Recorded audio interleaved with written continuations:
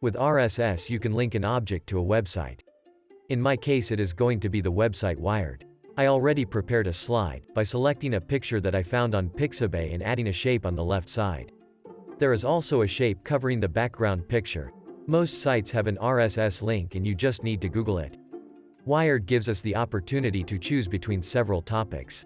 I will go with top stories.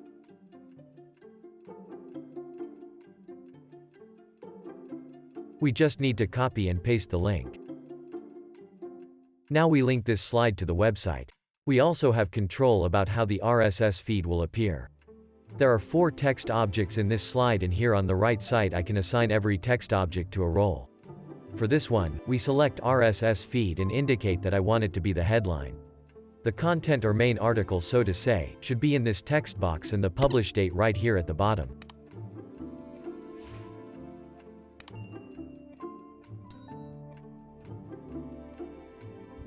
And just to make it a little bit more interesting, we select a day and time for this little text here. Last but not least, we save the slide. Now let's see what it looks like. Try to remember the headline for a second.